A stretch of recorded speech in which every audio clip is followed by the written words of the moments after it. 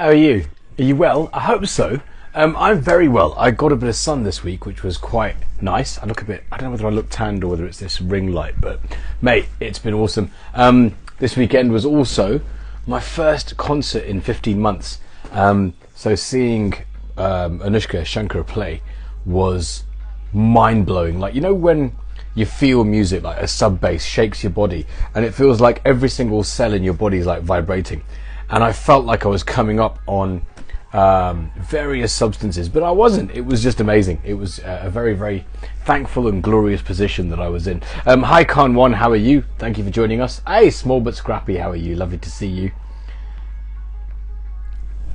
Yeah, hi Khan One. I'm going live with a dear friend this week called Blame, who is instrumental in the creation of sort of more melodic and summary drum and bass. I can't wait to speak to him actually. His first album, or the first time I heard of him, was on an album called Logical Progression 2. And it was a whole period where, you know, you've got your tear out drum and bass in clubs, you know, but then for stuff that you wanted, well, this is still club music too. Let me get my wording correct. You know, you've got like sort of really aggressive drum and bass. Well, this was a little more melodic, a little more soulful, and was something that gave a different side to drum and bass, and that is Blame joining us today. In fact, here he is. Wicked request, awesome. Sinister, I look like your boss, do I? Nice, thanks for that. Easy, Pavan. How's it going? Hey, yo, how you doing, Nerm? How's it going, bro? Good to see good. you. I'm good. How you been? Very, very well. Can't complain. Honestly, can't complain. It's been fucking gloriously sunny, and I'm talking to you, who makes gloriously sunny music. So this is perfect. You know what? That couldn't be a better intro right there, could it? Gloriously sunny, but it's just started raining, so I don't know what that's saying. Really? Yep, it has over here. Ah, mate, where are you? I'm near Luton. Oh, near Luton. Okay, I'm in London, so hopefully the rain clouds will bypass. Yeah, man. Yeah, but good to see you again. It's been a long time since been a while. We came down to the radio and had that live session. That was really good. Yeah, proper. It was like, I think it was, actually, was it 2008 or 2010 or something like that? I don't know. It was a long time ago. I'm guessing it was about 2010 because it was because of you with Sealer. So yes. That dropped 2009, and then yeah, we came over and saw you and done the live whole little showcase there. Yeah, it was awesome with Sealer, and I got to thank you for doing a dub plate for me of that track with my name in it. That's wicked. Thank you cool. So much. Yeah, we had a list. I think yours was one of actually the trickiest ones to do. Actually, there was, because it's syllables. Yeah. Right. Yeah. So I think, what did it say? Did it say something like Nerm's in control or something like that? DJ Nerm's in control. I love That's that it. sound. We had to add DJ in because it was just like Nerm is in control. Yeah, it doesn't work. Yeah. It sounds like a fart, doesn't it? It's just like, or a burp or a vomit. Like, yeah, it's still really, she couldn't get much. She couldn't get much of a soul divaness into saying the word Nerm. Bruv, I have had that my entire life from various friends and people that can't, just can't get anything into that word. So that's perfect. And she did it with aplomb. And also big up D-Boy, who was in this video as well. Yeah, that's the maddest thing, because D-Boy, actually, I went and recorded the vocals with him because I'd never met him before. So it was like a real whole small world thing. So I'd never met him before. And when I was speaking to Seela about possibly jumping on the record, she liked to go and record with D-Boy. She recorded a lot of stuff with him because his brother used to engineer or was kind of involved with the So Solid crew back in the day. So he was kind of in the South London vocal recording kind of scene. And so I thought I'd rather go somewhere where she's comfortable recording and, she can all straight away feel relaxed. Then we can get the best kind of vocal delivery. Met D-Boy from that first session. That was it. He just became my vocal go-to engineer pretty much ever since. Nice. And then he said, Nerm, I need to come and meet Nerm. I love Nerm. So yeah, it all it's worked such out. A small world. What's interesting as well is that there was that whole kind of like garage v drum and bass thing. And it's fascinating that behind the scenes, there's so much overlap in the vocal booths, in the studio, in like some of the mastering houses, obviously, there's a lot of overlap, considering that publicly at that point in particular, there's a bit of like, nah, man, this is our scene, you know, that kind of approach. Yeah, it's mad though, because what was funny was tracing the steps back a little. I heard you mention like the logical progression time. So before that, I was kind of I started off in the kind of hardcore rave, that real early breakbeat type of era. And then as it started to get a lot darker, I found myself feeling like that isn't what I was into as much. So then I veered into the garage sound a little bit and loved all the chords and the pads and some of the vibes they were catching. So when it all come back round into drum and bass again, it wasn't for me. I wasn't looking at the garage guys like, yeah, you guys, I don't know what you're doing. I kind of knew that they had some, you know, amazing stuff over there. Some of those positive vibes that you could bring back in. Yeah, your big tune, right, which I still can't get over to this day, Music Takes You, right, on Moving Shadow. And you know what? Fuck it, I'm going to play a bit of it. Hang on a second, because it's just a legendary, iconic tune, right? Hang on, I get that opening line. Wait, where is it? Actually, what else is playing? Wait, there's some other shit going on. Wait. That's some kind of mixture. Is that a bootleg version you've just downloaded? Clang. I'm clanging hard, right? Live on Instagram, live with you, man. That's it. Right there. I mean, it's a tune.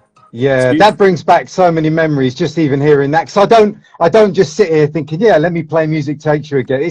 I only ever hear it randomly when somebody else might play it or something like that. I mean, so the story. I mean, fuck it. Tell the story of that tune, please, because it's like it was your first release, right? Yeah. Right. Yeah, it was. I mean, it was mad. I think it was like, I sometimes say it was like the universe, the stars aligning, because I'd never really. So what happened was, a friend at the time, we were at college. I was 17, and he was doing work experience at a recording studio. And at the end of it, they said, right, we're not going to pay you anything, because we all know recording studios don't pay anyone anything. It's the whole intern, get everything for free, T-boy kind of thing.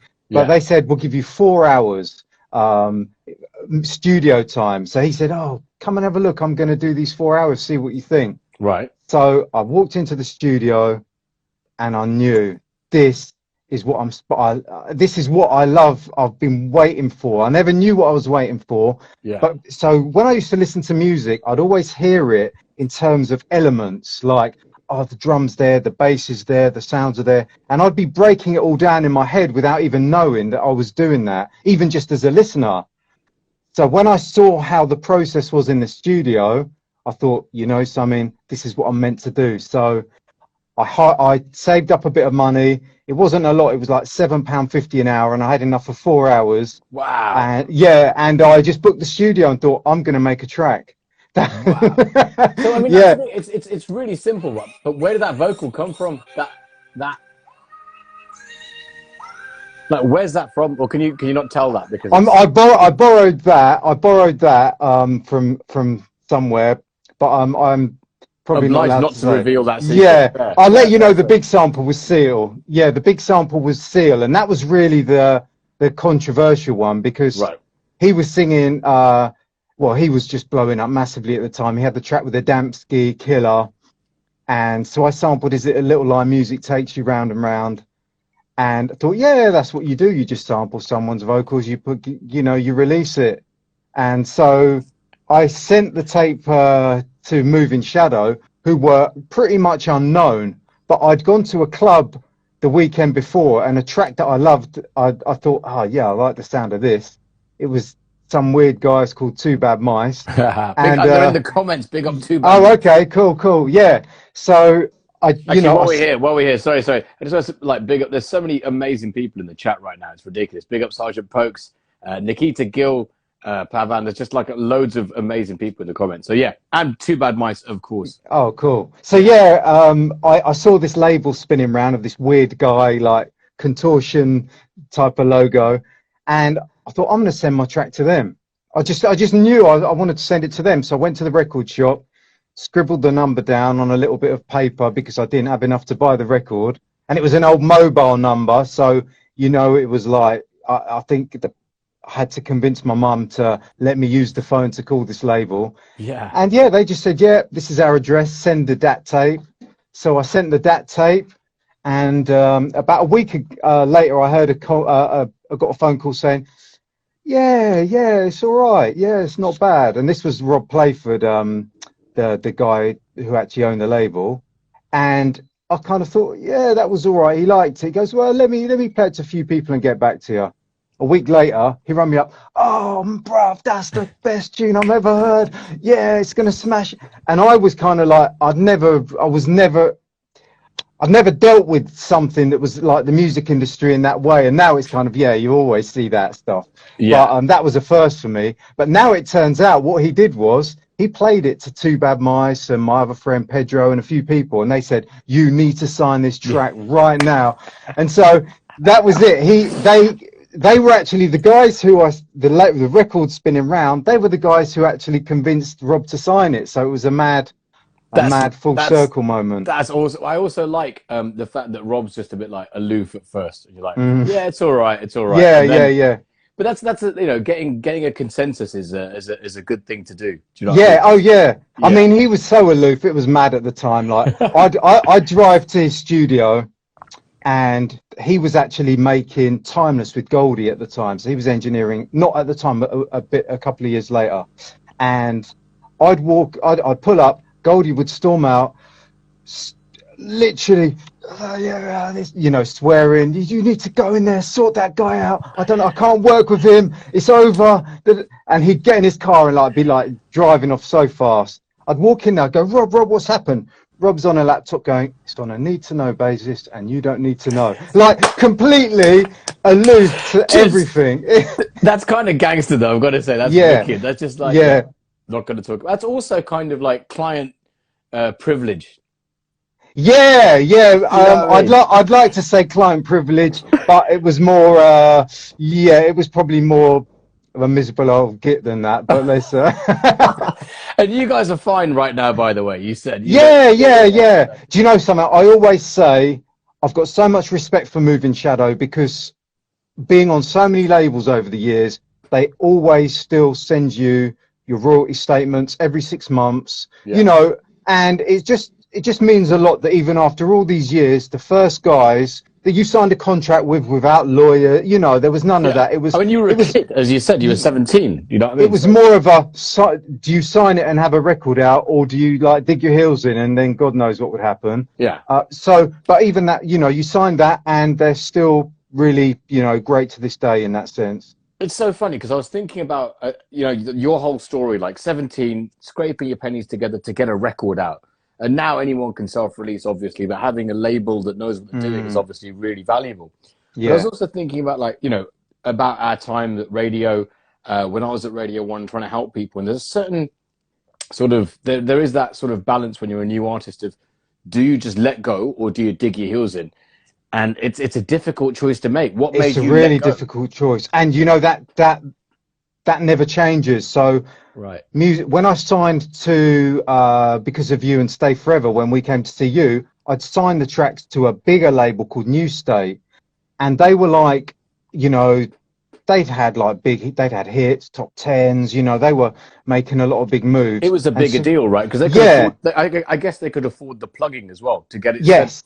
To every deal. And so just to clarify, is that sorry for interrupting, but back in those times, sending MP3s wasn't really a thing. You had to get your promo CDs pressed up, your promo vinyls pressed up, mail it to radio stations, mail it to DJs, and there was that big wall in Radio 1. Yeah. Just put in your record and everyone's things, and maybe it will get heard. Yeah. So it was a bigger ordeal than it is now. Yeah. Oh, yeah, definitely. And so I went there, and then they're I had I want to release this first. I want to drop that to the DJs. I want to get some VIP mixers for those guys, But then they have all the other ideas of, no, this is how it has to be. We're aiming at a radio now. It's a different game. And so I had to, even at that later stage of my career, have the decision of, I probably wouldn't do this way, but then they're experienced, and do I let go and let them take over that, even though it was at a later stage of my career? And if I signed another deal now with, say, a big label, and they were like, no, we're here, trust us, this is what we need to do. Even if it didn't feel right, you're in that decision because you've signed to them for a reason, for their expertise, for their skin in the game and all that stuff. So yeah, it's tough. And sometimes when you look back and you go, maybe I should have stuck to my guns, or maybe I should have listened to them more and not have thought I knew everything. So it's a constant thing that never goes. That situation. That's interesting because it seems to me like you can look back at. I mean, your discography is ridiculous, by the way. It's just like pages long. It's like I look back and I think, is that one of mine? I don't remember doing it. Right? I'm not like someone says, "Oh, that remix you did," and I just thought, did I do that? And then I look back and listen, and I think it sounds familiar. I probably did. I don't know. But you know, I'm a clean living guy. Yeah. I don't know what it is. I just don't remember every track I've done. A funny thing is, my thing is, I write, turn the page and keep moving. Turn the page and keep moving. So I don't really like listen back and just lay back and listen to all my old tracks. So I'm always looking at the next thing, which maybe I need to enjoy the past a little, but I don't know. I mean, that's the thing. You started at 17. I'm not going to ask you how old you are now because that's just rude. But the point is that, you know, like you've had such a, like from music takes you all the way to now. You know, I've you know, heard your music because of Good Looking. So there was that whole period too, which we'll get back to.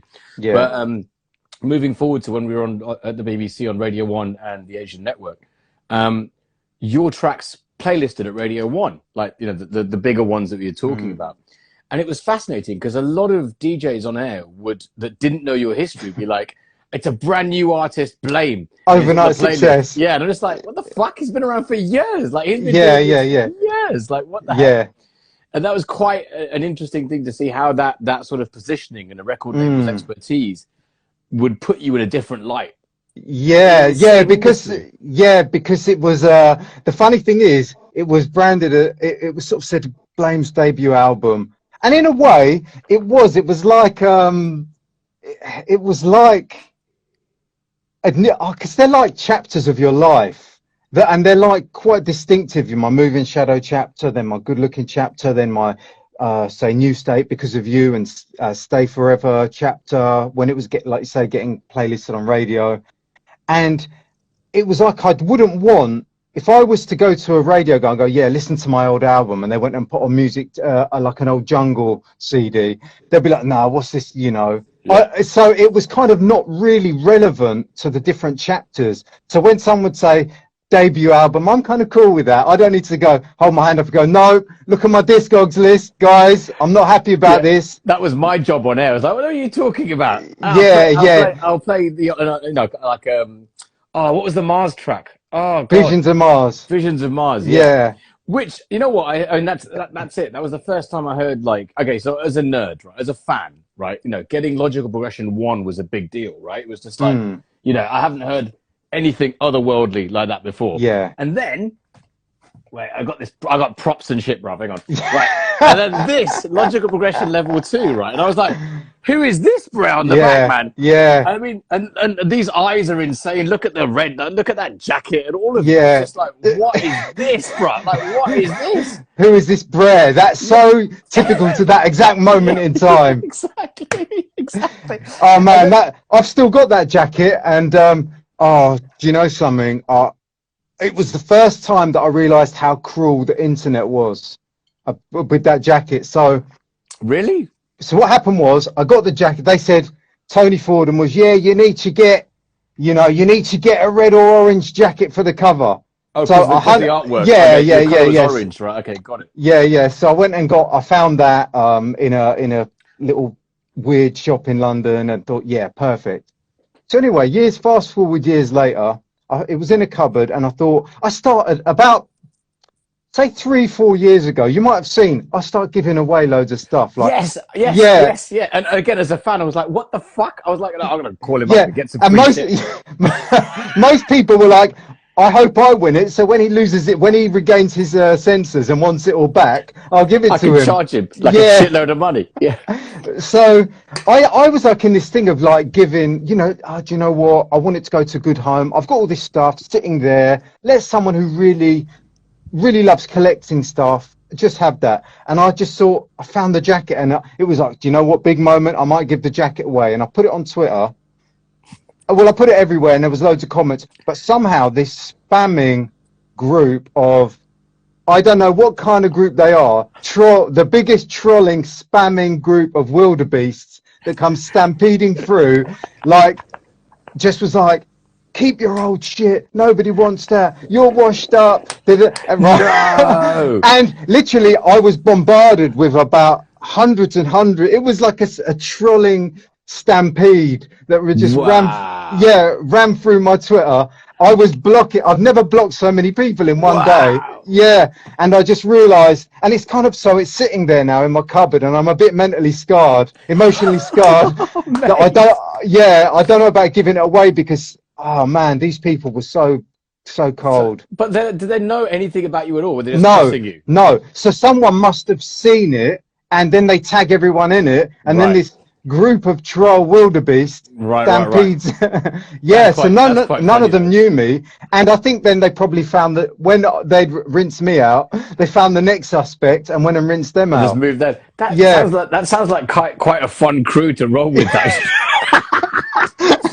sounds like, I mean, like, fuck that, I'm joining this crew.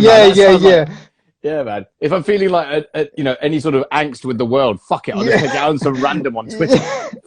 Yeah, seriously, I've never seen anything like it, because all these people would be like, oh, trolls this and trolls that. I never knew there was like, do you remember this? There was the steamers. They used to steam the underground trains and rob everyone on the underground train back in the day. I mean, I'm from Birmingham, so I used to have people do that on buses. So it was it was like a steaming crew of trolls. Yeah, you just rush in and just rob everyone and run away. Yeah. Yeah, it was bad. It scarred me. I can laugh about it now, but it was tough at the time. You know what I've just realized? So Visions of Mars, right? Talking about that whole thing.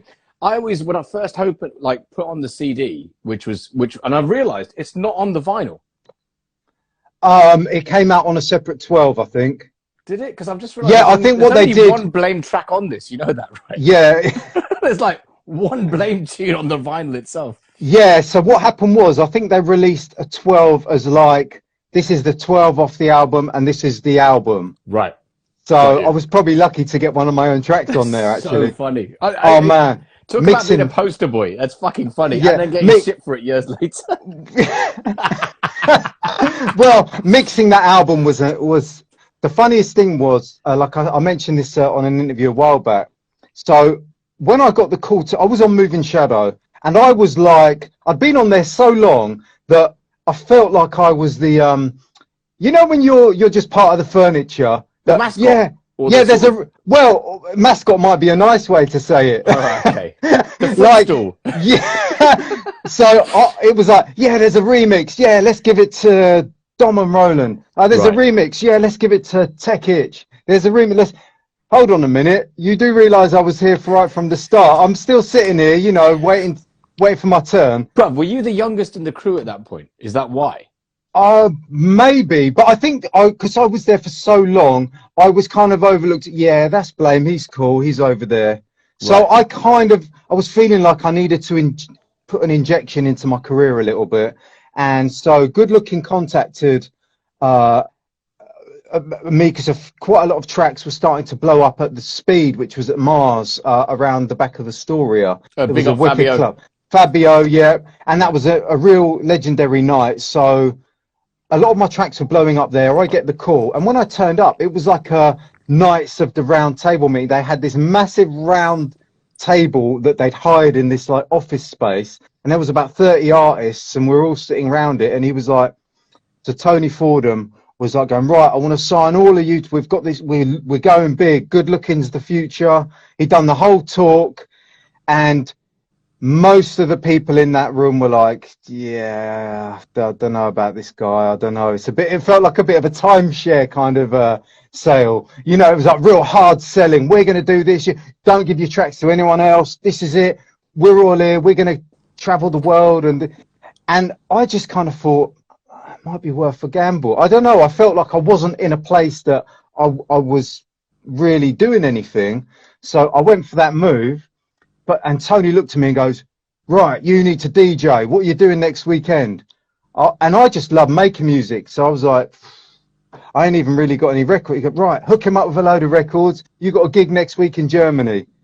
So I was Just literally, like I went down the shop, picked up a couple of pairs of Techniques, come home, and that was it. And then, wow. yeah, but you know, I did all the work making all the tracks for all those years. It wasn't like I just was a random guy walking down the high street. It wasn't yet another Blame overnight success. It was no, it was yeah, hard fought and I several was times. playing a lot of my own music as well. Right. So you know, I started DJing. So that was really kind of mad how out even that picture of, you know what, we want you to be taking your music and traveling the world. And then I realized I was, you know, the DJing thing was quite natural, and I was testing lots of my dub plates out, and, you know, it kind of all fit, you know, really started gelling. And that's when it was, you know what, we need you to mix Logical Progression #2. Sick. Yeah. So that was a whole mad lesson of being a perfectionist, where I spent about 2 months mixing, like trying to blend it so perfectly. I cut all the dub plates, and literally I mixed it so many times that they all started getting worn away. Like worn out, so you have to recut them again.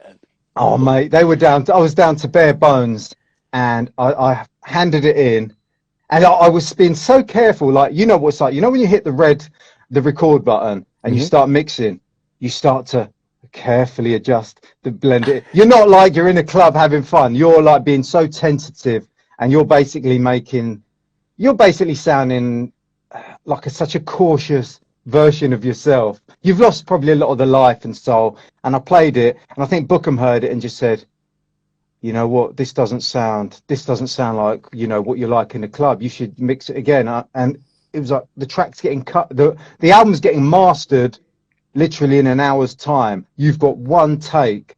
So I had to do it in one take.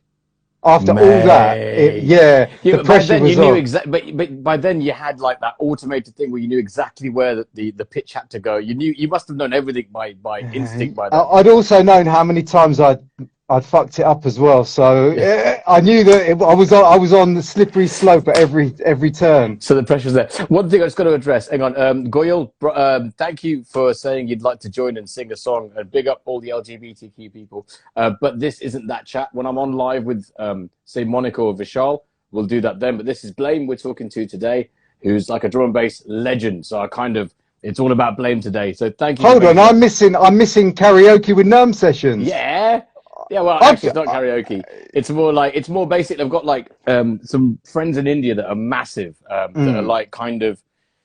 Imagine you had Simon Cowell that wasn't a dickhead, right? Yeah. Right, and so a friend of mine is one of those kind of people over there. But he's also like a massive music producer who does Bollywood, but he's also a producer in India's biggest rock band. So he was my guest last week, and so we just got some people on to sort of do some stuff, and that's why. There's an overlap with India and the UK over here. Yeah, oh yeah, definitely. I mean, that's me, right? So yeah. Yeah, love that. I've checked it anyway. I saw last week, and there was, at one point, there's 3 people. I'm not even going to say you, and you were asking him to show you his nipple and stuff. And at that point, you're safe this week, bro. So what happened at that point? I had to get a stiff drink, calm my nerves, and don't think about it for a whole week. Nerm probably won't ask you to do that, so you're good. Exactly. I won't get you to show your nipples, bro. No, but I mean, you know, it's exactly that. And these conversations are literally like we're in a bar. You know what I mean? Yeah. So and you know, just like with some friends, you know that with some friends you can ask them to get their nipples out, and with other friends you just don't. You know what I mean? Yeah. And while we're here, big up Lizzie in the chat, so big up Pretty. Yes, big up Lizzie. Thank you for joining us. And this is actually hilarious, I've got to say. Shanksy's like, oh, now he's a legend. Yeah, excellent. Talking about you, bruv. Yeah. Oh, okay. No, you've always been a legend. That can't be me. You've always been a legend. I mean, mate, we're talking about this whole... And then going back to that whole good-looking period, which I find so fascinating. Yeah. Because I've got Atlantis on vinyl, right? But it didn't come out it came out on your album, right? Which I find a little odd, because it was one of the first good-looking 12s, right? But it came out on your album, which I find. Yeah.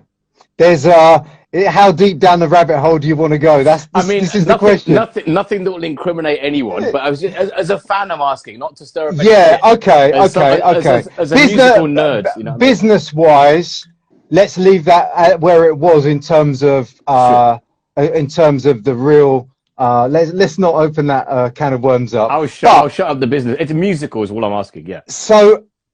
So Atlanta, I don't remember exactly the details, but what used to happen was you'd get a message saying, right, this track hasn't come out, but we need it on the album. Right, I got it. So you'd almost like you can find a few tracks, but we need to shoehorn these tracks in. Understood. That makes sense. And it was almost like, so I think what they were doing, they were putting a few classics on the first one and trying to sneak a few classics in on the second one, as well with some new tracks. So it was more of a looking back to the past to the label and also looking forwards. Yeah. So it was kind of pretty much them just getting their catalogue out at the right time. And in a way it was probably good, because a lot of people that were just discovering these albums were then discovering some of the foundational tracks. I mean, me included. Absolutely. That's exactly the rabbit hole that got me into that going back in the past. 100%. Yeah. So it's mad. On Visions of Mars, like I had to get these astronauts down talking about Mars, and in the end I couldn't find anything. So that's me. If you listen again, that's me. That's me pretending to be an American astronaut. That works. I was actually I was literally listening to this, and I was just like, where's he got this from? And then there's that. Who's the female voice at the very beginning? There's a female girl, and I hired a session. She was like into like amateur dramatics and stuff, and I hired her and got her to say like I had a list of synthetic, cybernetic, any future. I got what was it? It was like a space thesaurus. And I just went, right. And what I did was getting a sample back. I just spent a night writing down all the cool words, and then when she did it, I just I've still got them now on my on a hard disk. I could just piece them together and like make random sentences. That's fucking genius. That's amazing. Because I was listening to this going, how the hell did they do this? I was like, literally. Yeah. Obviously, Logical Progression 2 isn't on like Spotify or Apple Music. Like, I couldn't find it. So I had to and I've only got it on vinyl. I realized my CD somewhere, like God knows where it is, but I've got to dig it up again.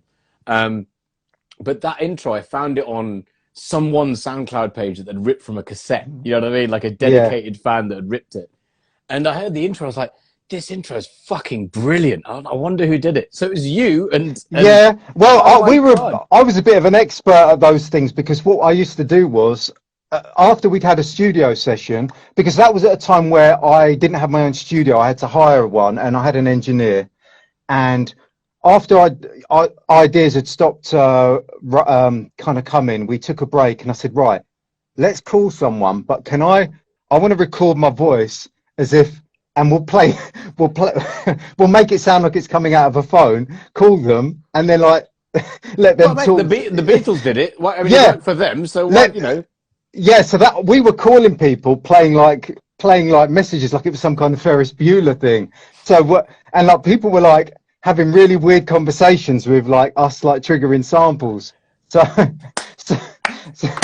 So when it was time to do some work, like we were like, yeah, we'll be an astronaut, no problem. Yeah, that's easy. Amazing.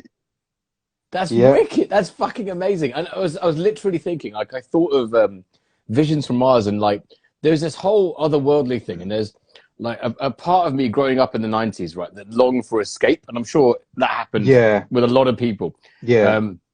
And sort of, you know, having this sort of otherworldly intro really just set it up, you know what I mean? As well as the sort of more reverby vocals that Conrad would use and all that kind of space that was created.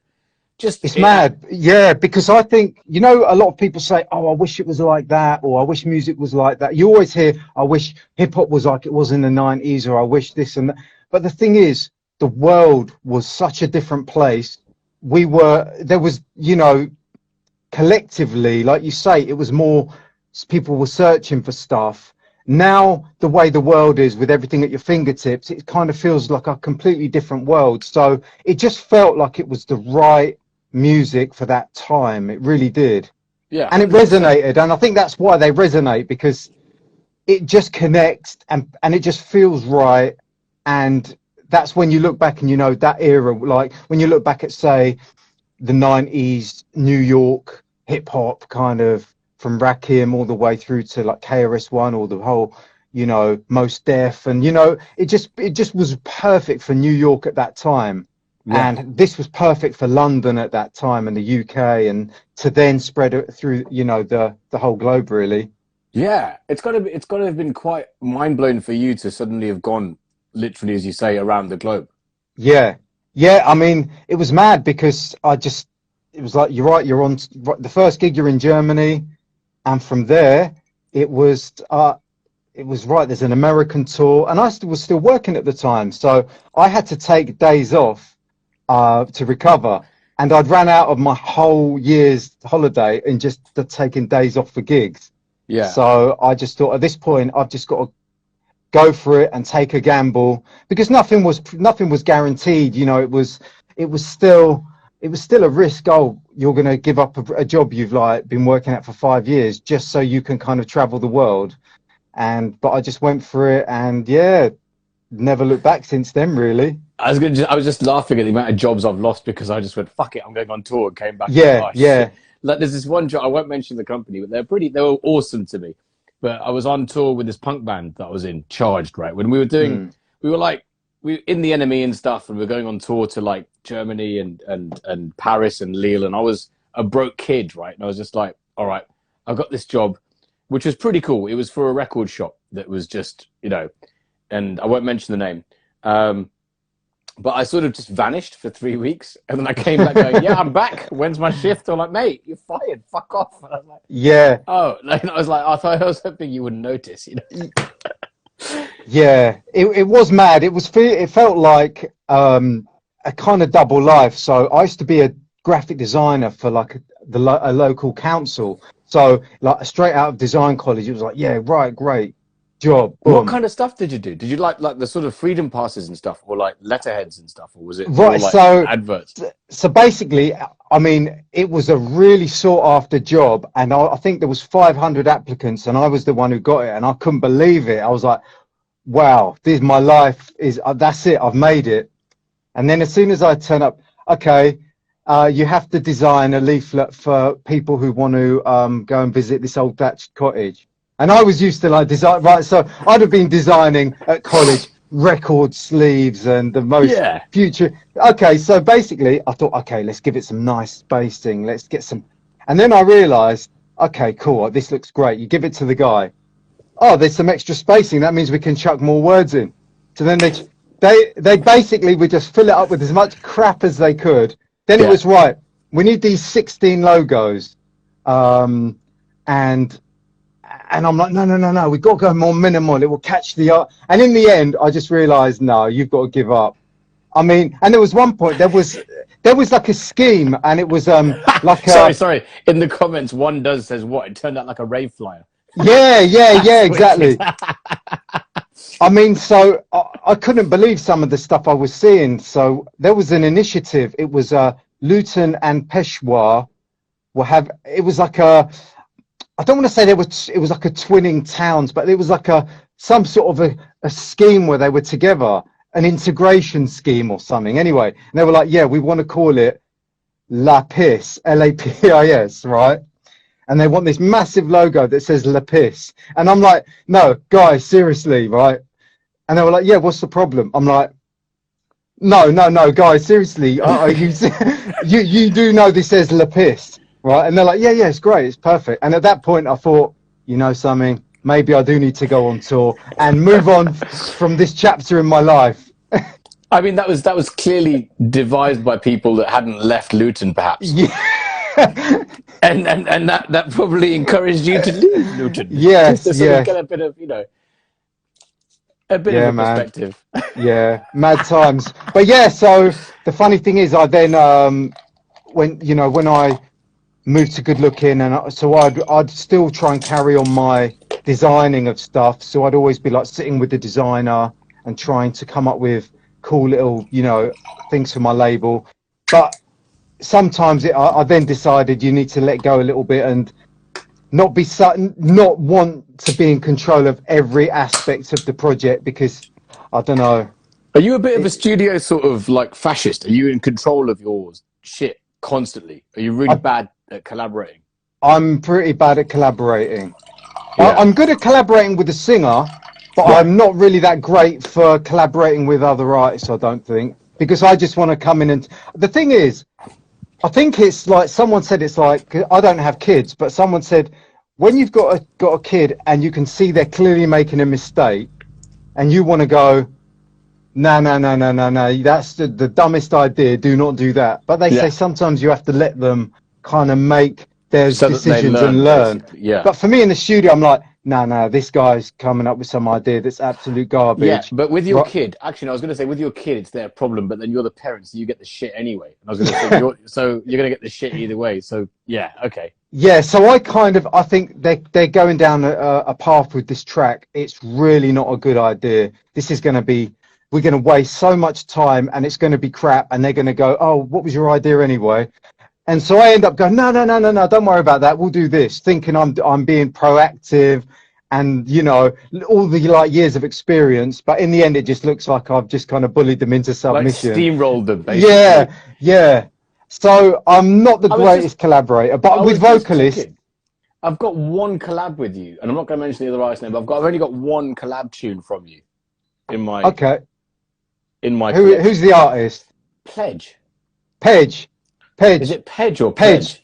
Pledge. They might have worded it like some people called it Pledge, but it's really Pedro. Pledge. Ah, okay, yeah. Okay. Yeah, now that collaboration is the perfect collaboration, because he's like one of my best friends, and it's like, yeah, right. So once a week, every Thursday, he'd be like, I'm coming to the studio, we'll go and get some food. It was almost like he was trying to give me a day off.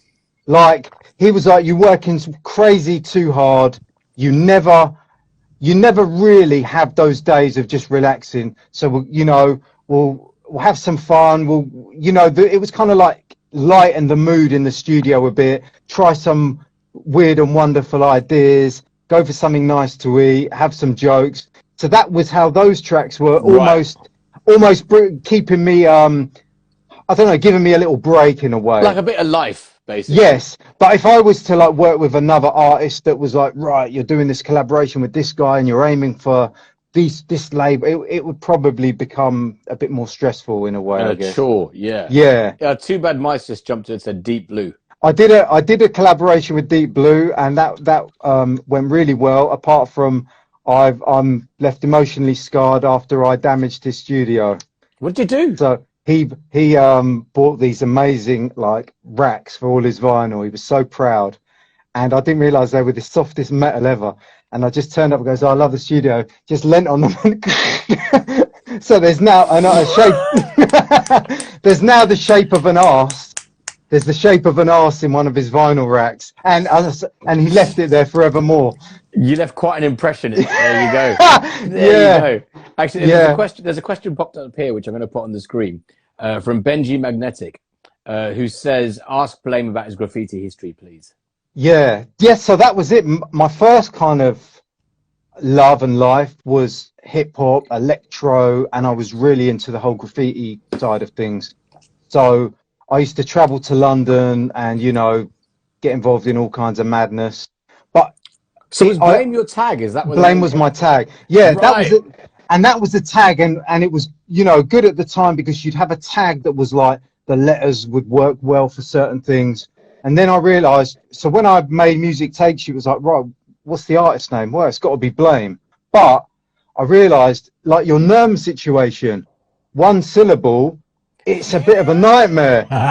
Because it's great when we're talking like this, but when you're in a club, make some noise, it's like, what the hell did that guy say? Yeah. Like you wanted to be like Groove Rider or Jumping Jack Frost or a memorable thing rather than a guttural burp. Yeah. Yes. 100%. Yeah. So what happened was I really, graffiti was my life, and what it did, I think it taught you so much self-reliance and making things happen, because you know, you'd have to, there'd be a certain area that you'd want a piece, and you'd want your big blame there by the next morning, so you'd have to plan it all out, check all the security, what was going on, you'd be scoping it out, you'd be getting the paint, you'd be making all these arrangements without any internet, any phones. It was all on a payphone, and you know, it was really like you had to put so much into it to get these things happening, right? So when I finally, and I think that's one of the reasons why I made a record when I was 17. It was like, what, you just hire a studio, you go there, you organize that, you get your samples, you make a record. Yeah, I've been doing that on walls for the last like 3-4 years. So it was at a point where there was this Hall of Fame, and it was in Ladbroke Grove, and it was the most famous like Hall of Fame in London. Everyone's the biggest graffiti artist in London had their pieces in there. And as a kid, it was like, oh man, one day when I get there, you know, when I get to that point, I know I made it. And it was a moment where I was piecing in there, and there was like big blame pieces in there, and I you know, around all these other legends in the game. And then I realized I've done it. I've done what I set out to do, and music was happening simultaneously. And in a way, it was the same feeling that your name's all over the city. People are talking about you. You know, you're out there, you're doing it. You're somebody in a way, you know, your voice is out there, but music let me take it worldwide. So it was almost like music became the next step to my graffiti. I kind of swapped one for the other, and I had the same feeling inside. Nice. Yeah. Were you not scared of like saying like, so I've got a friend who's into music, and they are a tagger as well, and they've got a different tag to their musical name because they don't want to get fucking arrested for criminal damage. Was that not a concern for you? Like sort of. Yeah, you know, I did my time. I paid my dues. You know, I got caught. I got raided. Oh, really? Oh, shit. Yeah. Okay. Yeah, I did, you know. Okay, that happened anyway. Yes. Yeah. Okay. Yeah. So I paid my debt to society. I did my I think I can't remember if some of the guys that I got arrested for, because in the end I had to plead guilty because they had a picture of me, you know, the b-boy posing. Yeah, I'll get my hand in. Right, I had a b-boy posing in front of a train that said blame behind me. Right. And I'm like, yeah, this guy, come on, bang to rights. Wow. So I had to plead guilty, and I think some of the guys that pled innocent ended up getting prison. Fuck. So it was all things like that were happening, and I was feeling like, you know, music's really taking off. You know, it was a whole new chapter. You didn't get arrested for it. Well, unless you sample someone, then you don't pay the. Yeah, that's another story. Remind me of the seal story, the seal sample. So that was it really, and so then you know, I did my kind of attendance centre and community service and all that, and I ran around enough school fields in like a pair of white shorts with nothing else on, and painted enough fences and I did all that and realized music's the way I want to live my life. Fair enough. Now. And you could have your artist name and your tag name with no consequences, so that's fine. You didn't live in fear, because I was just like, how can you be so big as an artist called Blame with your tag thrown up everywhere at the same time? And there's got to be some sort of correlation. Wow. Oh, I'm glad you didn't get locked up, bruv. That's but then I carried on my criminal ways by sampling Seal on my very first track anyway. So, you know, why not just keep it, you know, just keep it going. Don't change things up. But but go on, carry on. Sorry. I was going to say, so I just thought, you sample a vocal. It's a big hit, whatever. They won't mind. It's all good. They'll be happy when they hear themselves. So I sampled that line. And Moving Shadow were like, yeah, cool. It was like the Wild West back then. So, the track started getting a lot of momentum in the clubs. It started blowing up, and it was like, do you know what? This is looking like it could be that hit. It could be the one. Every few months, there's the one that's that track. If it was a Prodigy a few months, that could fucking cross over into the mainstream zeitgeist of the UK. Yeah, you're right. There was always one rave tune or one tune that came out, and it's played every fucking where. And the phone's ringing. You're not having to, like, I wouldn't have to be ringing Nerm to be going, yeah, oh man, you couldn't drop this on the radio, please, bro. Like, I really, I'd my be phone calling to get hold of it or get the VIP mix of it. Or and I love that. So I always know that's a sign of something great when you're not having to push the boulder uphill. You're just gently like nudging it downhill. So the phone's ringing, everything's going great. Yeah, this is lining up to be a big hit. And then I think Warner Brothers called movie. Fuck. Fucking hell, bruv. Like, fucking hell. I think they called Moving Shadow. And I don't think Moving Shadow... What the fuck is this, bruv? Like, literally. Yeah. I don't think Moving Shadow were ready for that, those calls. And they were like, look, come and have a meeting with us. This is... We need to talk to you about this. This I'm is just a big... Googling Seal's record label right now. Sorry. Yeah, it was ZTT, who were under Warner. Right. So you obviously know, Yeah. So, and it was kind of, look, this isn't a slap you with a cease and desist. This is a big record. We need a meeting with you guys. This isn't, you know, we need to talk this out. So I wasn't invited to the meeting for some reason. They didn't want a 17-year-old who thought he knew everything at the time. Bruv, Seal wasn't at that fucking meeting, so why should you be at that meeting? So the talk was, right, Seal likes it. Seal wants to possibly sing on it. This is the talk. We're considering Seal singing on it, but we'd probably need you to sign to Warner's with this track. Right, and so when Rob come back and I got how did the meeting go? Yeah, it didn't go too good. Why? They wanted you to. They were talking about you signing to Warner. I'm like, what do you mean it didn't go good? Right?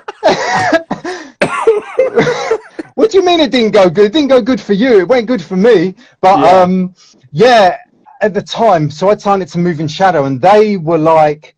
They didn't want, it wasn't in their interest for me to go there. Yeah. And you know what? It probably wasn't in mine in the long run. 17 years old, signing to a major label.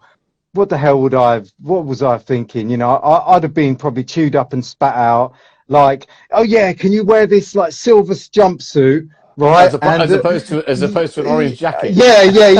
At least I chose the orange jacket. Okay, no, but they'd have probably said, yeah, wear this and wear that. And, yeah, go and dance on top of the pops, you know, with like the Adamski thing, basically. Yeah. So you need years you need skin in the game. You need, you know, some experience to be able to navigate those conversations. Because even I'd heard Linkin Park, they were trying to tell them to wear all these costumes at the beginning of their career. They're like, what, are you crazy? And they stuck to their guns. And so, you know, they're even telling these guys to do all that madness.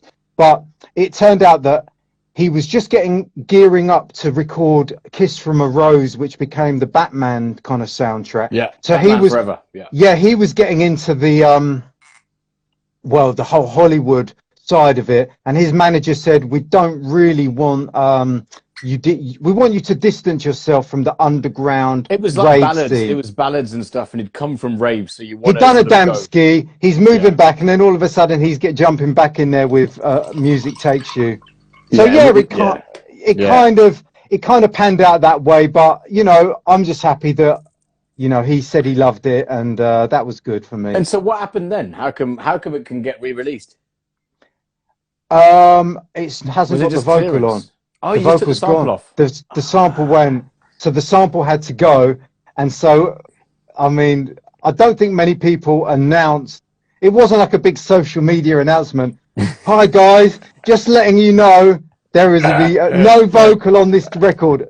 Repeat. And there was so basically the record dropped, everyone stampeded, got the record, and then the phone call started. Where's the vocal? Where's the vocal? So yeah. Okay, so I've got another question for you, right? On a musical nerd point, not to just fucking like, yeah, and Pavan's right? That's your first ever tune, by the way. Yeah. At 17 years old, all that shit popped off on your first tune. I That's know. mad. And the madness is, I always say, I thought it was easy. I thought you hire a studio for 4 hours, you make a track, you bring a bunch of samples, you ring a record label, they, they release it, you have a #1 hit, you're #1, Public Enemy's 2 and The Prodigy's 3. It's like, yeah, all good, that's what you do. And I thought it was easy. But the universe was giving me, this is what you need to do for the rest of your life, but we're going to get you come crashing down back to earth with your follow-up. Don't worry about that, right? Your follow-up. How was that come down? Carl, that must have been quite a fucking come down. It was only a couple of years ago when I started to feel better about it, because I realized, so what happened was, I thought nobody liked the record. Nobody ever mentioned my follow-up, which was Feel the Energy EP, it was called.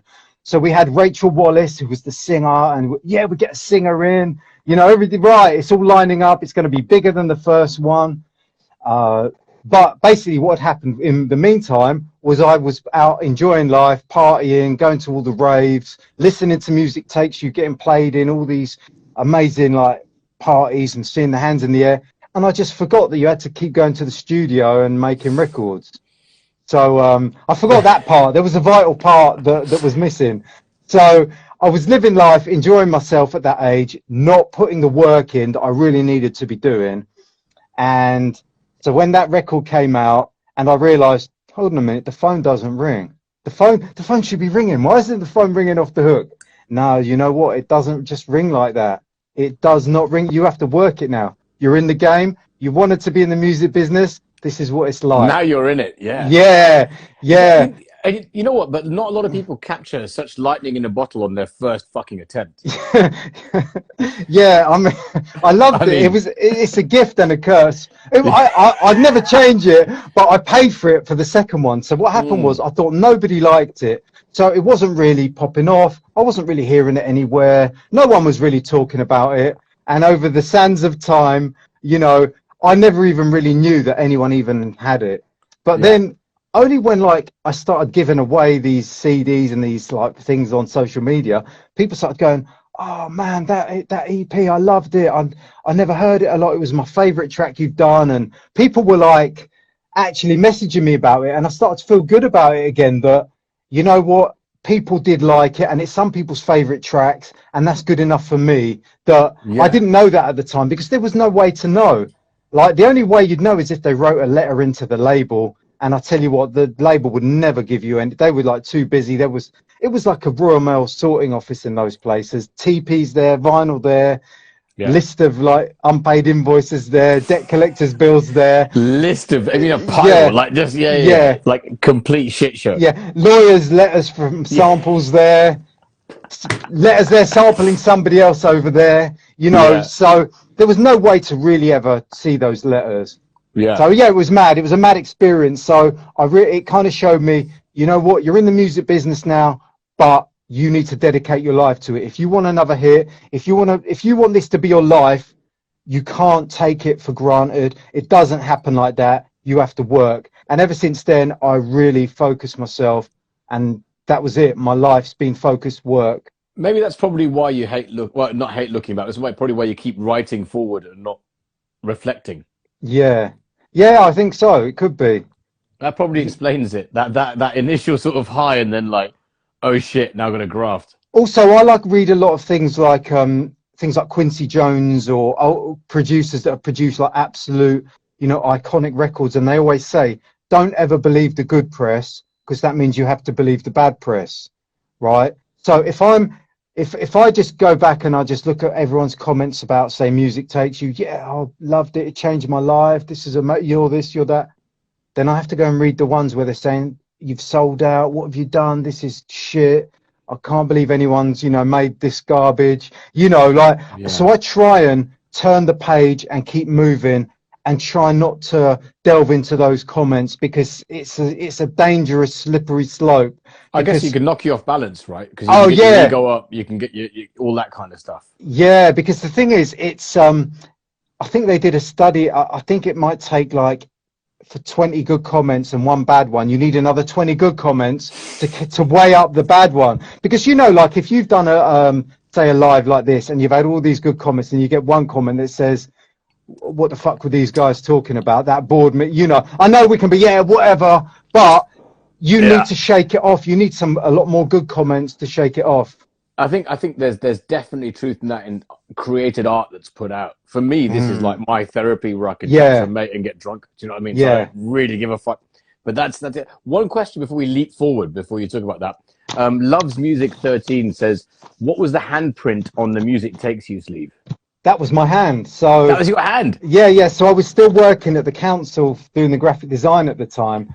And it was back in the days, computers were just coming into it. And so there was a lot of, I don't know if any of the old designers remember, it was like, I think they called it paste up. So you'd have a whiteboard and you'd have they print off the lettering and you'd have to like line it up and glue it down and then send it off to the printer. And then it'll be kind of really manual. So they had these roller things that you'd roller all the creases out of the text and all that. So I thought, hey, there's a roller there. I need a logo. There's a pot of ink. Let me just roller my hand. I did that. I was no stranger to having my fingerprints taken anyway at the time. I was going to say, yeah. So I rolled my hand, done that, and I was like, yeah, cool. And then it was like, oh, you idiot. That is like some permanent ink. And I've like got a black hand for the rest of the day at work. And I couldn't tell anyone. No one at the office knew I made music. It was a double live. So I'm like trying to hide this hand for the rest of the day, an absolute black hand. But ever since then, yeah, so that logo is, I've still got the original where I did that. And yeah, that was it. Just ink, my hand, logo. That's awesome. There was no creative team. There was no, yeah, we should do that. It was just one take, boom, there you go.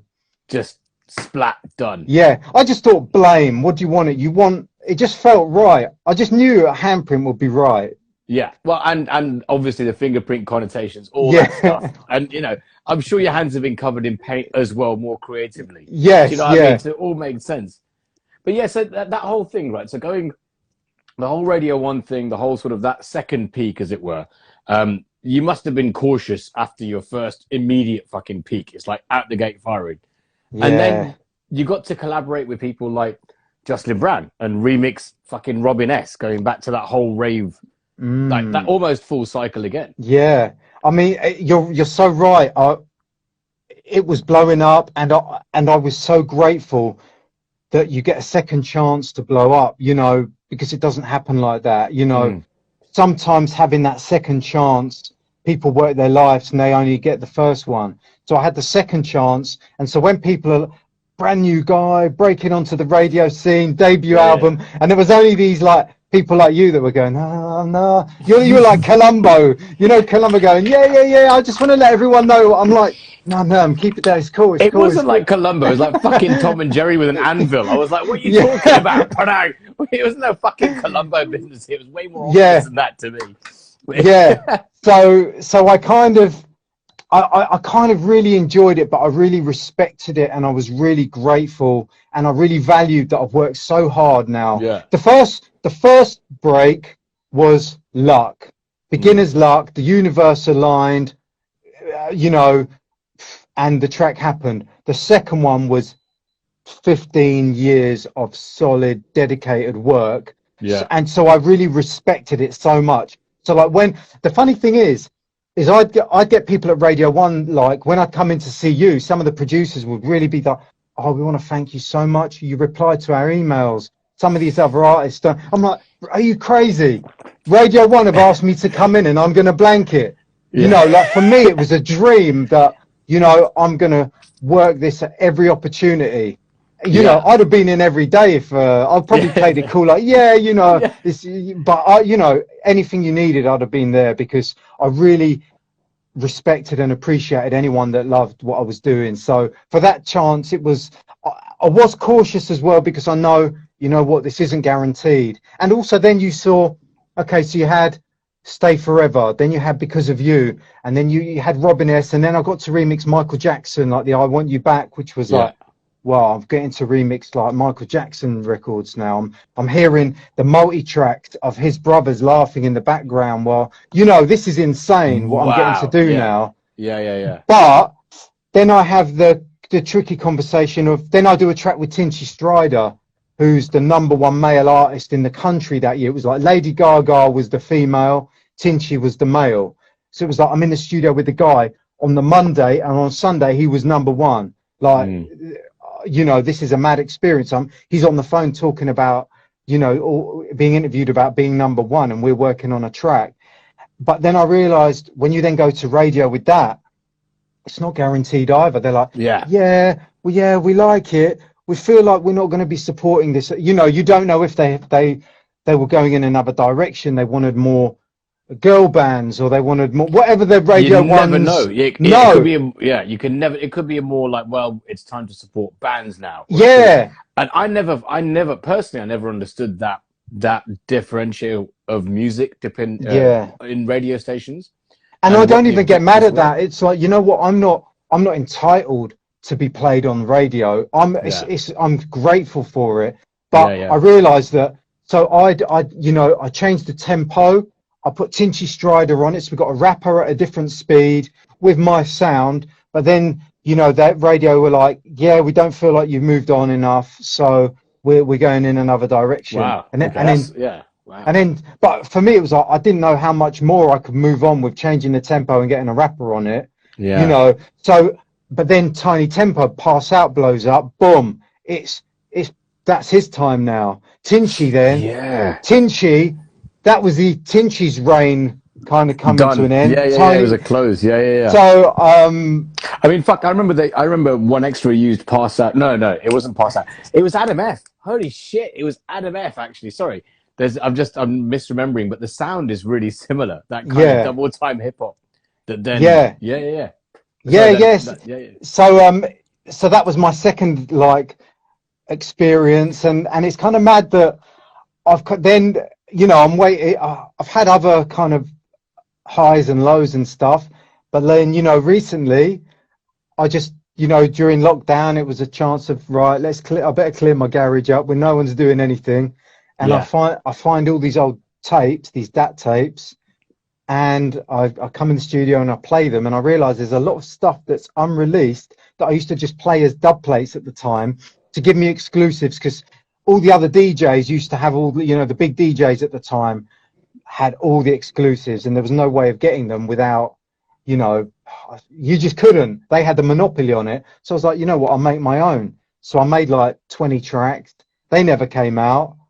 And people have been like hearing these on sets for all these years, so it's kind of been cool that's almost been a new little reinvigoration proper. Yeah, it's blowing up in the sense of all my old records from 20 years ago are dropping on vinyl, and so I was always looking at I'm aiming for this, I'm aiming for that. Who's the vocalist I can work for? I'm really pushing forwards, but I had to go to my book that I keep turning pages of. Go right back to the beginning. Look at the footnotes and stuff that you even pay attention to. It's like, what's this footnote? Do you know what, bro? It's a bit like, in Star Wars, right? When you've got the opening crawl of Star Wars, they take one paragraph and make Rogue One. Sorry. Yes. That's basically it. It's just like, there's that bit, and it's like, pow. And then you've got, that bringing us right up to date. Overshadow, the label, whose T-shirt you're wearing. Yeah. And your label, Violet Nights.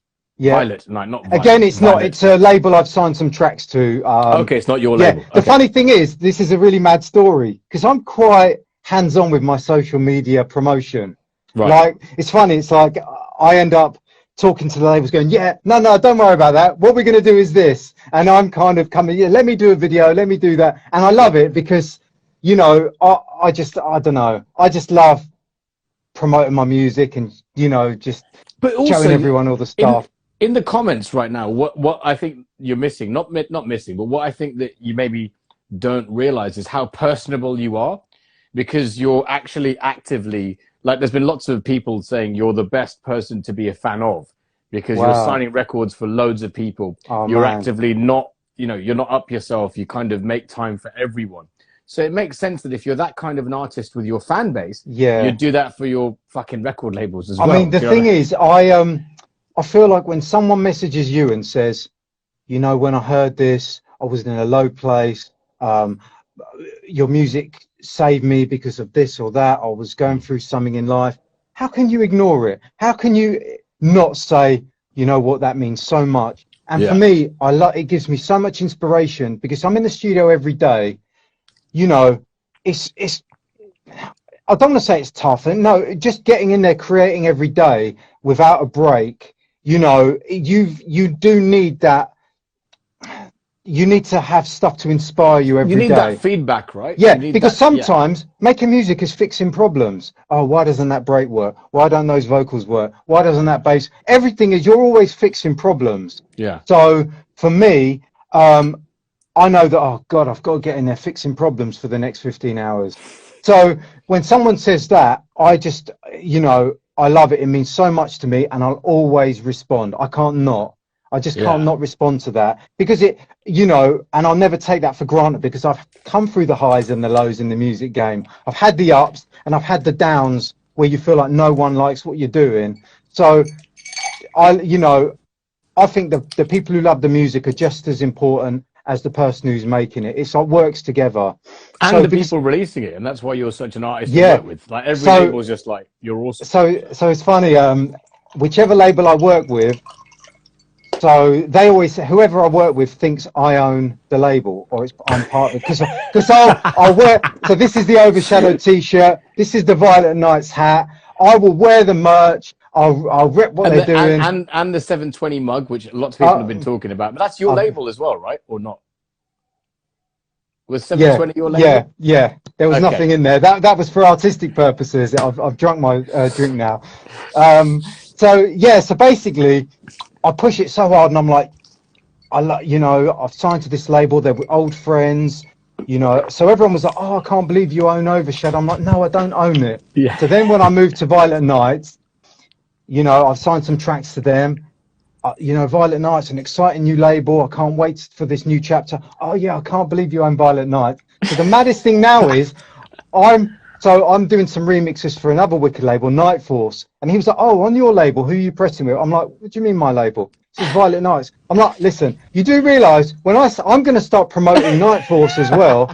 And they're probably going to start saying, Blame's now a partner with Night Force. He's like, oh yeah, I'd love that. That's all good. No, but you're now turning into a sort of underground music conglomerate of labels in your cycle, basically. That's great until I start getting the emails about PayPal accounts. So I got an email the other day saying, I bought DJ Trax's slip mats. Now DJ Trax is like on Overshadow.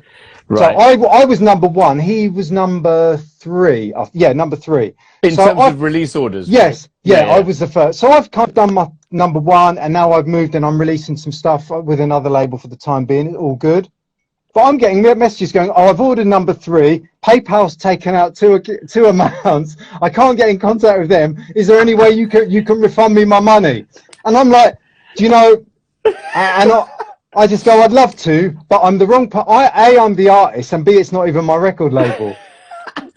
Do you know? But at least your response is quite like, you know, polite, because most people are just like, it's not my fucking problem, mate. And then they just get their back on that. You know what I mean? Like, I know, but I enjoy it. I enjoy it because I feel like, you know, getting messages about that is more entertainment value now. But oh great, now I should have probably said, yeah, no problem, give me your PayPal details and your password, and I'll give me your password and info, and I'll definitely transfer money back into your account. It's the old bank account details. Yeah. It's just like, yes. Yeah, your bank account details, passport, and a couple of bills, and like your address proof, and we'll sort that out. And man, I missed the trick.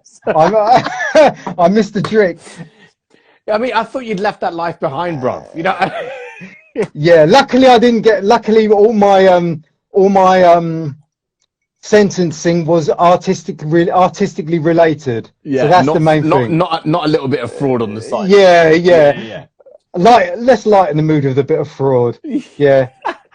That's always welcome. Do you know what I mean? A bit of comedy value is always welcome. Maybe not so much the fraud, but yeah, man. And then also the thing that really got me excited was you replaying all these massive tunes on social media. Oh, in the videos. Yeah, like what the fuck? Like every single big tune, you're like, oh, here's how it's made. Here's the synth it was made on, and you just roll it out. You're like, bruv, what the fuck? Like you can literally remake anything. The good side of that is when you see it. The bad side is trawling through eBay at 4 a.m. thinking, hey, there's that synth that they made that whole riff on. Right, let me find one. And then I end up with let's see, the wooden boxes, synths, one-off boxes of a synth that somebody's decided to kind of glue together, and it's like the only one in the world, and now it doesn't work properly, but at least it's in a wooden box. So well, it looks pretty. Yeah, so that there was like, you know, like, do you remember like it's got like something called solid bass, which was all the classic rave anthems used it, and it was even goes back in the day to like tunes like Doug Lazy, Let It Roll, and all the tracks that we grew up loving. So I'm like, I was on a mission of finding all these synths that had all the original sounds, and then one day I just thought, why don't I just hit record, play it, and put it online? And yeah, it just kind of went kind of crazy. I think I might have done, did I do Renegade Snares? Might have been one of my first ones. And I filmed it, but I thought, yeah, you just hit record on an iPhone and press play.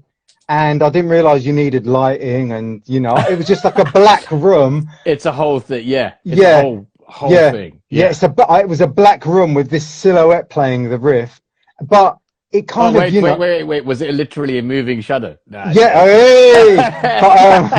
But, you're wasted. You're wasted on this Nerm. Mate, I'm wasted. I literally am wasted on this. Yes, excellent pun. So yeah, from there, I just thought I kind of really loved it. It felt like I was just connecting with everyone in a new way, and people were like, we've always wanted to see this getting played, and not just like, yeah, here's me standing in front of a wall looking like mean, and there's my press shot, and here's the track, buy it now, out Monday. You know, they wanted a bit of engagement, a bit of fun, someone playing the keyboard. So I just started doing that, and then I started to think, let me recreate some of my old tracks as well, my own tracks. So, and now it's got to a point where, so the funny thing is when I get remix requests now, I've got quite a lot of remixes dropping in the next few months. They're like, yeah, we want you to do a remix, but you know those videos you do, you couldn't film the video as well as the remix. So I've kind of got, remixes are done, and now I've got a to-do list of videos. So yeah, it's good fun, but everyone wants a video now, but I love that as well. And it works great, you know, on release day, you drop a video, everyone sees it being made, and yeah, it feels good. Well, that's the thing. I guess that you know, in this era where anyone can release a tune and you don't need a label, you can upload it yourself.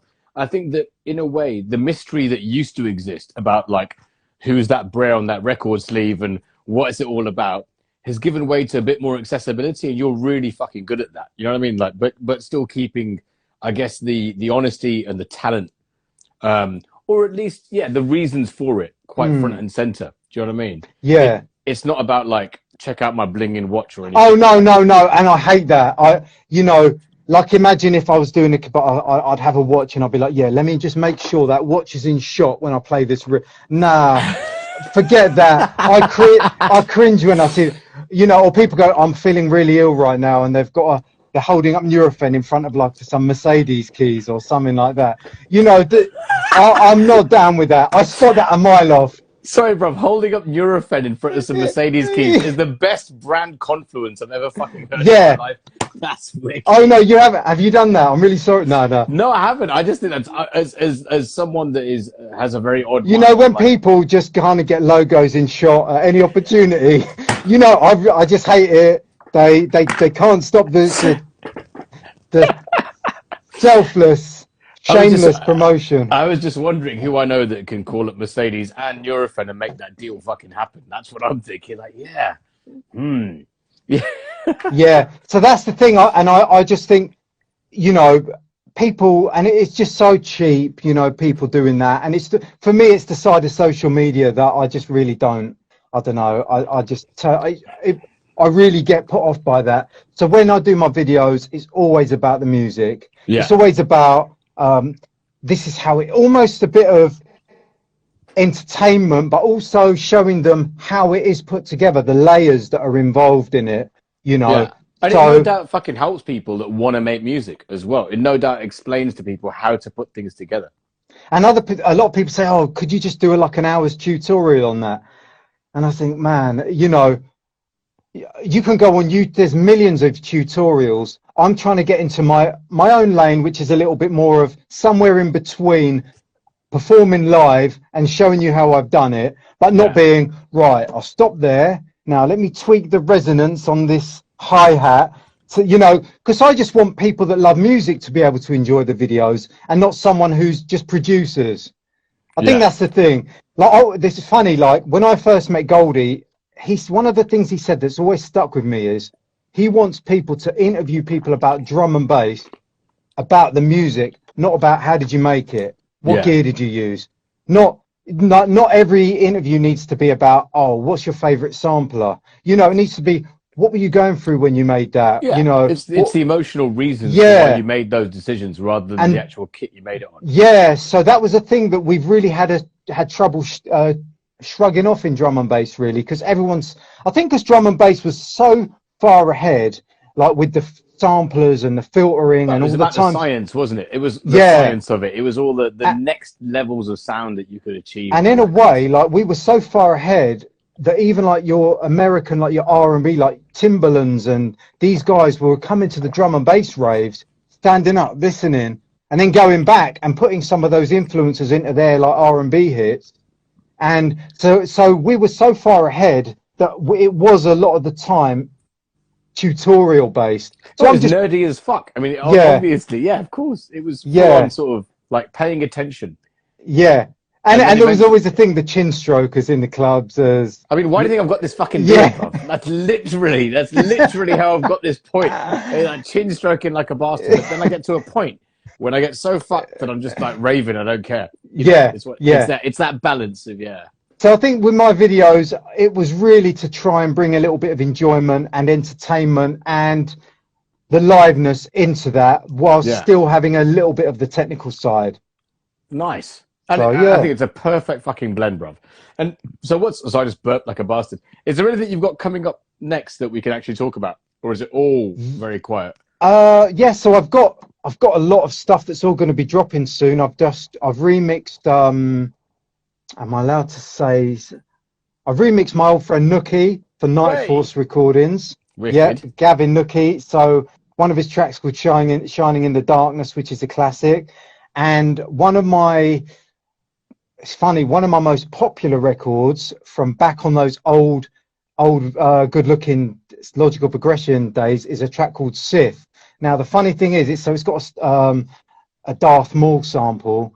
At last we will reveal ourselves to the Jedi. At last we will have revenge. And I used to play it in all these sets. It's on these like old tapes from 20 years ago, and people have been after it. But for me, it was always a bit of a. It wasn't the first track on my list that I'd have gone to a label. I have got this. So when the Violet Nights guys came to my studio and I played them all the tracks, I played them all the tracks, and we had about 17 tracks. I was like, oh man, we want all of them. I was like, seriously, yeah, we want all of them. We want to make a big deal of this. So I got this last one. It's called Sith. I'm not sure if you're interested. And they were like, oh, let's hear it. And they were like, oh yeah, we love. Come on, we'll add it into the list. We'll tie it all in. We'll have all of them. Let's make it a nice round number to 18. Nice. And 18 fucking tunes. Yeah. So that's the track. So now when we've like unrevealed the tracks, and I did a little video of all the snippets. Sif. It's like, yeah, we knew that all along. You know, that was a strategic decision.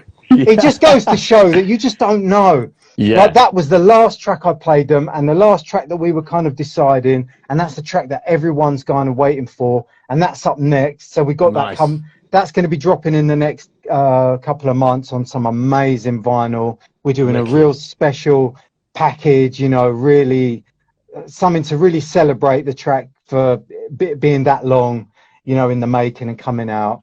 Sick. And on the flip side, I've done a track called Midnight Hour, which is a real special track to me because you looked a bit confused there. No, anyway. I'm a massive Star Wars nerd, and I'm wondering whether the release date should coincide with Star Wars release. Well, we were aiming for May the 4th, but there's a nightmare with pressing plants. Oh yeah, I was going to say everything's delayed. Yeah. I just saw an old friend Shanksy saying, and it's sold out. It hasn't even come out yet. Wicked. But yeah, so basically we're trying to do something real special. We're aiming for May the 4th, but pressing plants have like got some 6-month delays now. Yeah. So it's dropping soon, but we're doing something real special. But for the flip side, I decided to dust off all the old sounds that I used to use in that whole good looking era, the old synths, the old samples, and just put myself way back in that moment in time and just absorb myself and make something as I would have back in that moment. So a new tune made with that old palette. A new tune with the old palette and also with the old ways I would have made stuff. So all this technical stuff I've learned since then, I try to forget. So nerdy, boring stuff like sidechain compressing and dipping frequencies. No, we weren't doing that. You know, it was just the like literal cut and paste. That's the break. Immediacy. That's the sound that works great. Yeah, just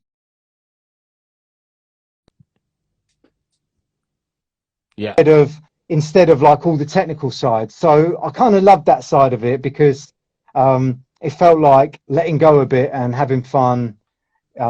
Just as I would have back then. Nice. All right, wicked. Well, I look forward to that, bro. Look, man, thank you so much for this chat. I've really enjoyed it. We could just keep going. That's the thing. We could. You know what? I need to piss, but if you want to stay on, we can keep going. But you know what? That's a very articulately worded segue into the end of this interview, I think. But we really could. You're right. You really could keep going. But I've realised I've drunk like a quarter bottle. We'll do a part 2 at some point. We could. Oh, well, yeah, absolutely. Well, I'm thinking about wrapping these up as things open up. So that's kind of. We'll do a one-off. We'll do a mad one-off somewhere. We'll definitely do a one-off on a release date. Let's do that. Yes, yeah. I went to my first concert on Sunday in 15 months to hear live music, and I was just. It felt like I was coming up on various things. It was ridiculous, and I was completely. Hold on, you warned me. You pre-warned me. You said swearing. I was clean. Okay, but you said don't mention anything to do with anything like that. But I'm glad that you're the one to say that. I was completely. The point was that you know when you hear sub and it hits your body and all your cells go, holy fuck! I haven't felt this for 15 months. It was that. Yeah. It was literally. It was a natural high. I love that. I love that. Yeah, man. Well, look, big love. Thank you so much for this, man. I really appreciate it. No, it was really good chatting, and it's always great to see your face and your chin-stroking beard. You were designed for D&B interviews, mate. I totally would because I could just do. Tell me about this. Tell me about the hi-hat in Visions of Mars. Wouldn't do that. I was gonna make a comparison between Visions of Mars and Bowie's Life on Mars, actually, because when I was listening to that, I was like, this is the fucking 90s version of Bowie. But I'll leave it there because the 90s version of Bowie was also drum and bass. So amazing. There you go. Big ups, bro. Love you, man. Thank you, bro. Take care, man. Take care. Thank you for watching, by the way. Thank you for joining our chat. Much appreciated. Mwah. Cool. Big ups. See you later. Take care, man.